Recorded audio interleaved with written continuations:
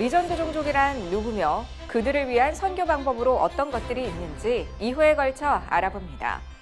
전 세계 선교지 소식 전해드리는 월드리포트입니다. 선교의 지경을 넓힙니다. 와이젠와이드 손창남의 문화장벽 브레이크입니다. 무심코 잘못 썼던 교회 용어들 어떤 게 있을까요? 최창섭의 100초 교회 용어 바로잡기입니다.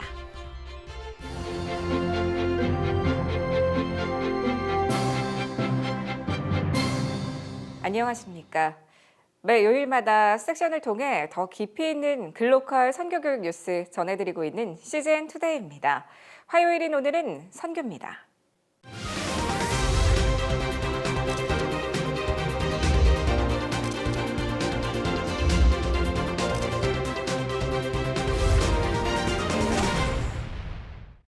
미전도 종족 선교, 해야 된다는 걸 알고 계속해서 해왔지만 과연 우린 그들에 대해 얼마나 이해하고 있을까요?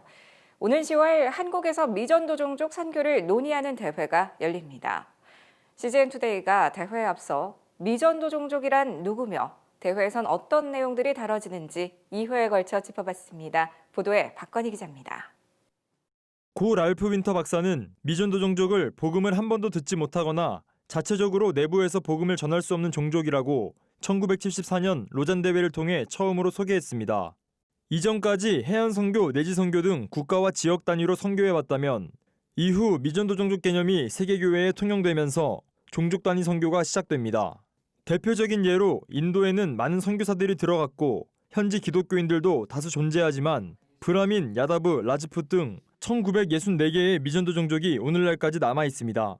세계의 미전도 종족은 주로 아시아, 중동, 북아프리카에 걸친 14지창이라고 불리는 북위 10도에서 40도 사이 지역에 대부분 위치해 있습니다. 인도가 대표하는 사회 인종적 언어까지 다 합쳐서 그게 한 4,500 이상의 종족이 돼요. 큰 언어로 따져도 400개 이상의 언어가 있고, 그러니까 인도라고 한 나라를 우리가 복음을 전하고자 해도 성경을 어떤 언어로 할 것인가를 먼저 생각을 해야. 미전도 종족에 대한 기준은 시대나 학자에 따라 조금씩 상이했습니다. 오늘날 IMB, 위클리프 성경번역 선교회 등 선교단체들이 사용하는 기준에 따르면 미전도 종족이란 종족 내 복음을 받아들인 사람이 2% 미만일 경우를 얘기합니다. 이들 중 복음화율이 0%되고 복음을 전할 현지인 사역자가 없는 종족을 미개척 지역 종족이라고 부릅니다.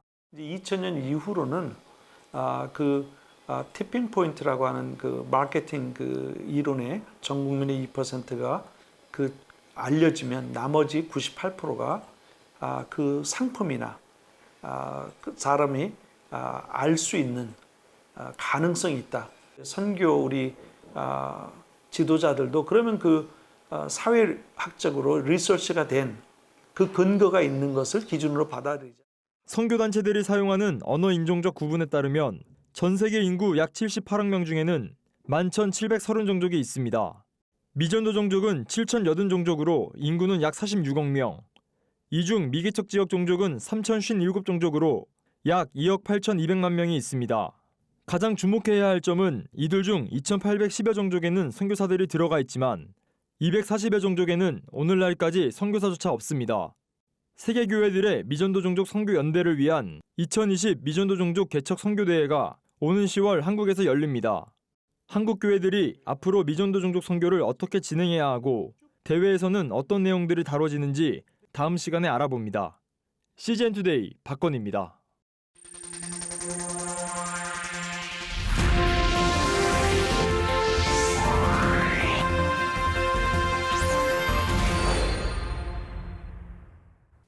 전 세계 선교지 소식을 전해드리는 월드리포트입니다.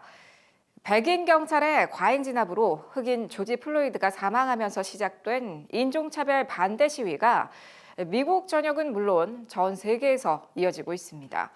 지난 주말에는 파리, 런던, 시드니 등 대도시마다 인종차별을 규탄하는 집회가 열렸습니다. 미국 교회 역시 목소리를 높이며 증오와 상처로 얼룩진 사람들에게 교회가 대안이 돼야 한다고 입을 모았습니다. 미국 크리스천 리더들이 인종차별에 대한 정의를 위해 목소리를 높이고 있습니다. 미국 선교단체 펄스의 설립자 니콜 목사는 소셜미디어에 연일 적극적으로 발언하며 미국 크리스천들이 복음에 따라 불의에 맞설 것을 촉구했습니다. God loves all people. That's obvious. But what isn't obvious is that Black lives matter in that there is a history of racism and discrimination that we have to confront. 홀 목사는 힙합 아티스트 코리딘과 함께 지역 주민들에게 식료품을 나누는 등 지역사회를 위로하고 격려합니다. 코리딘은 최근 일어났던 사건들이 흑인 사회를 폭발시켰다고 말했습니다. Just had the murder of Ahmaud Arbery several weeks ago. It is not new to Black people. This is a historical tragedy, a historical mindset, and a historical poison of racism that has to be dealt with immediately. 코리딘은 교회에 큰 책임이 있다고 말했습니다. We can't be afraid, number one, to even say the word racism. I think that whites in America who are Christian born-again believers, they have to ask themselves how they were raised, not just by their immediate family, but historically in the position under which they have from white privilege. And I think at the same time, for Black America, we have to do some soul searching as well, in that we can't continue to preach a poor man's gospel of being in need. So we have to come to the table and just be transparent. 니콜 목사는 시위가 평화적으로 진행되도록 신앙인들이 나서야 한다고 지적했습니다. The church in the Twin Cities is going to the front lines offering prayer. They're a part of peaceful protests. They're offering food. 또 길을 잃고 상처받은 세상에 교회가 소망을 제시해야 한다고 말했습니다. Heaven is not going to be a bunch of white people. It's not going to be a bunch of Black people. It's not going to be a bunch of Asian people. It's going to be all of us, every tribe, tongue, nation. And so we should work towards that. 지금까지 CBN과 함께하는 월드리포트였습니다.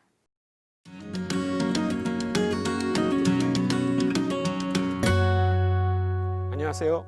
손창남 선교사입니다. 오늘은 지난 시간에 말씀드린 그 풀뿌리 선교와 그다음에 바울과 바나바를 중심으로 하는 사도형 선교 둘 중에 풀뿌리 선교에 대해서 여러분들께 조금 더 말씀을 드리도록 하겠습니다.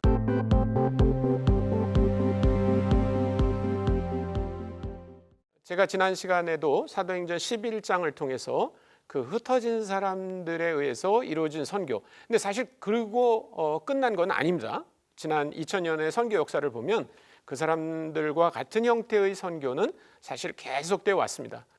다시 한번 여러분들께 좀 상기시켜 드리는 의미에서 그런 풀뿌리 선교의 그 모델, 사도행전에 나타난 흩어진 사람들이 보여준 모델을 보면 몇 가지 특징이 있습니다. 첫째, 이 사람들은 특별히 사도나 교사나 혹은 선지자라고 하는 사람들이 간 게 아니라 일반 성도들이 퍼져나갔습니다. 그렇기 때문에 이 모델이야말로 우리 예수 그리스도를 사랑하며 그리스도께서 모든 민족에게 복음을 증거해야 된다라고 하는 그 지상명령을 수행할 의사가 있는 그런 마음이 있는 모든 성도들이 이곳에 참여할 수 있다고 생각됩니다.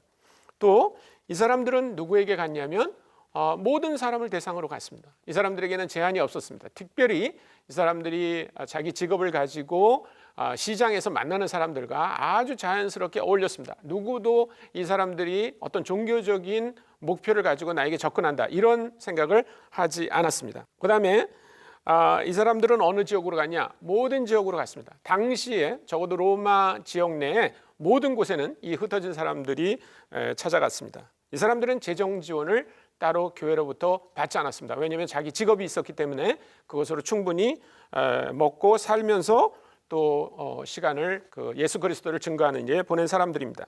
어떤 성취가 있었습니까? 선교를 공부하는 그 학자들에 의하면 그리스도께서 태어나신 100년, 그러니까 AD 100년쯤에 이미 로마 제국 안에 아주 큰 도시마다 예수 믿는 사람들의 공동체가 생겼다 이렇게 말하고 있습니다.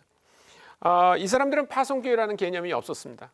그리고 이 사람들은 선교 전략을 자유롭게 했습니다.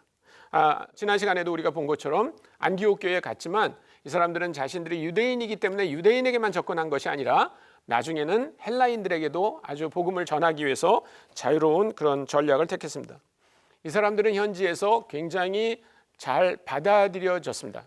조금 어려운 말로 얘기하면 현지의 수용성이 높았다 이렇게 말할 수 있습니다. 100년 전에 있었던 선교 역사를 한 가지만 제가 말씀을 좀 드리고 싶습니다. 1870년대 굉장히 많은 미국 선교사들과 서구 선교사들이 일본에 갔습니다. 그러나 선교사들만 일본에 복음을 전한 것은 아닙니다. 1871년에 그 제인스라고 하는 대위가 구마모도 지역에 갔는데 이 사람은 선교사가 아니었습니다. 이 사람은 미 육군 대위였고 일본 그 정부가 미국 정부에다가 자기네들에게 신식 서구 군사 교육을 해달라고 해서 보내진 사람입니다. 그러나 이 제인스 대위는 아주 훌륭한 그리스도인이었고 자기에게 훈련을 받은 그 젊은 사무라이들에게 복음을 전했습니다. 그래서 그 사람을 통해서 예수 믿은 사무라이들이 30명이 넘었습니다. 이 사람은 선교사라고 하는 호칭을 사용하지 않았습니다. 그럼에도 불구하고 일본에서 접근하기 아주 어려웠던 이 사람들에게 복음을 전하로 말미암아 그 많은 군사훈련을 받던 사람들이 예수 그리스도를 믿는 일이 벌어졌습니다. 저는 이런 것들이 풀뿌리 선교라고 생각하고 오늘날 아주 훌륭한 선교 전략이라고 생각합니다. 감사합니다. 오늘의 단신입니다.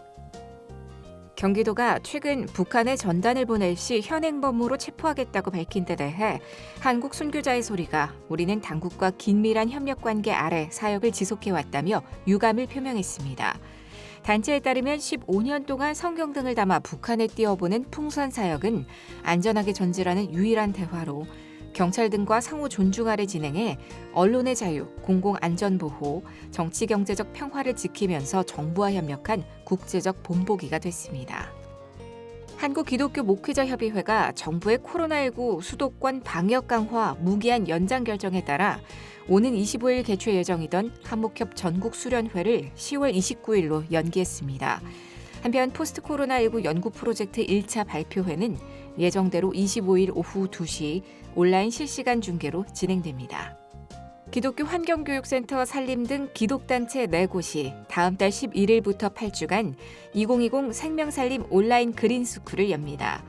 생물 다양성과 기후변화, 녹색교회 운동 등 기독교 환경교육과 관련된 8가지 주제가 온라인 화상회의 프로그램 줌을 활용해 다뤄지며 참가 신청은 센터 블로그에서 할 수 있습니다. 세계성시와 운동본부가 중앙선거관리위원회가 실시한 제21대 국회의원 선거 아름다운 선거 협업사업 우수단체로 선정됐습니다.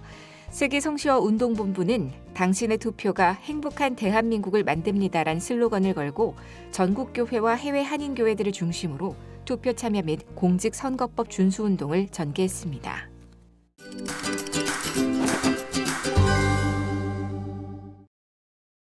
안녕하십니까. 백초 교회용어 바로잡기 최창섭입니다. 지금도 이런 목회자가 있는지는 모르겠습니다.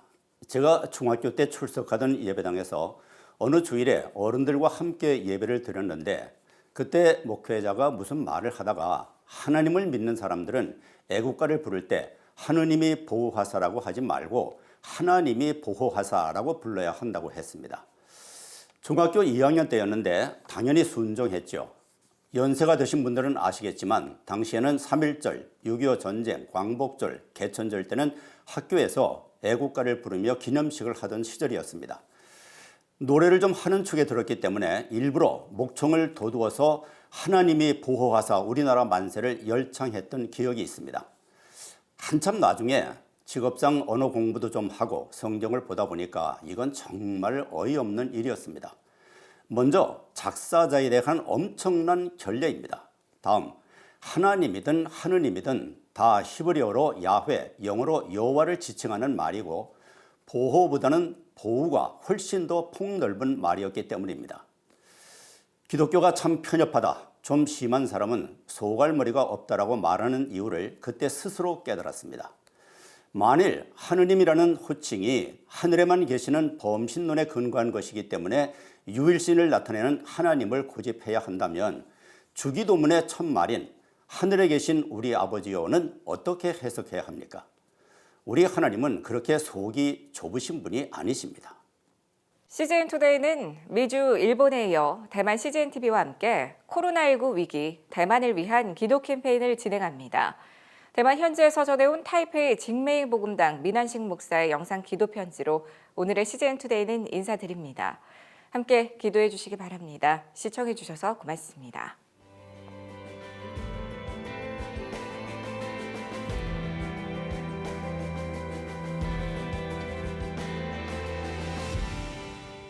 안녕하세요. 저는 대만 타이베이에서 사역하고 있는 민한식 선교사입니다.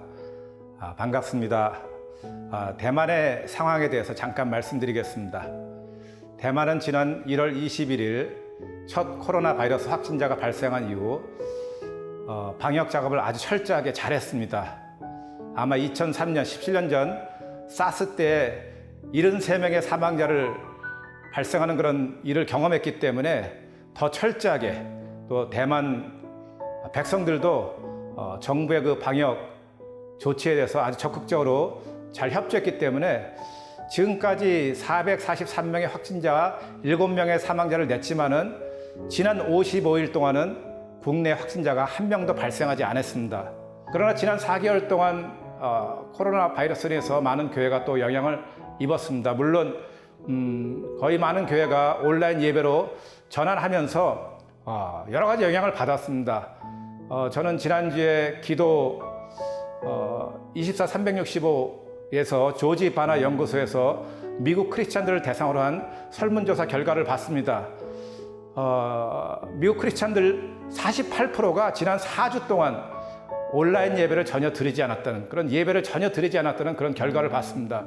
저는 대만 크리스찬들도 거의 비슷한 상황이 아닐까 생각합니다. 코로나 바이러스를 겪으면서 제가 한 가지 생각하는 것은 정말 저희 선교사들의 새로운 역할들이 필요하다고 생각합니다. 사실 지난 10여 년 동안 대만교회는 계속 성장하고 부흥해 왔습니다. 이런 대만교회 성장과 부흥의 배경에는 저는 한국교회 영향도 많이 있다고 생각합니다. 특히 지난 몇십 년간 방한성회를 통해서 매년 수천 명의 대만의 크리스찬들이 한국의 순복음교회 오살리 기도원에 가서 기도를 배우고, 그래서 대만의 기도가 많이 변했습니다. 제가 30년 전에 대만에 왔을 때는 대만 기도가 굉장히 정말 침체되어 있었고 참석하는 인원도 적었지만 지금은 대만교회가 아주 열정적으로 기도하는 걸 볼 수 있습니다. 또 온누리교회 또 경배와 찬양 그런 훈련을 통해서, 또 온누리교회 생명의 삶 큐티 훈련을 통해서 많은 크리스찬들이 아침에 또 주님과 교제하는 것들을 배우고 있습니다. 특히 지난 10여 년 동안은 한국의 두날개 사역을 통해서 대만교회의 전도 사역이 많이 변했습니다. 예전에는 그냥 대형 전도 집회라든가 아니면은 거리 집회, 거리 전도를 통해서만 전도를 했었는데 지금은 소그룹 전도, 관계 맺기 전도를 통해서 대만교회가 급격히 변화되는 것을 목도하고 있습니다. 그러나 이번 코로나 바이러스를 통해서 생각하는 것은 지난 10여 년 동안 대만교회가 양적 성장에 굉장히 관심을 갖고 있었는데, 양적 성장도 중요하지만은 지금은 정말 제자 훈련을 통해서 한 사람 한 사람을 제자로 재생산하는 사역이 필요하지 않나, 그것이 더 시급하다고 생각합니다. 그래서 대만교회가 이제 한 사람 한 사람을 제자로 재생산하지 않으면은 정말 유럽교회와 미국교회가 걸었던 그런 전철들을 밟지 않을까, 그런 생각도 해보게 됩니다. 그래서 저희 선교사들을 위해서 기도해 주십시오. 감사한 거는 대만의 선교사들이 많이 계시지만 저희들이 정말 굉장히 좋은 팀 사역을 하고 있습니다. 자주 모여서 같이 기도하고 같이 나누고 정말 좋은 사역을 하고 있는데, 저희들이 대만 교회를 잘 도와서 대만 교회가 앞으로 중화권 선교뿐만 아니라 세계 선교의 사역을 감당할 수 있는 그런 교회가 될 수 있도록 선교사들이 잘 그런 사역을 감당할 수 있도록 기도해 주십시오. 다시 한번 저희 선교사들을 위해서 항상 기도해 주시고 응원해 주시는 CGN TV와 또 시청자 여러분께 감사드립니다.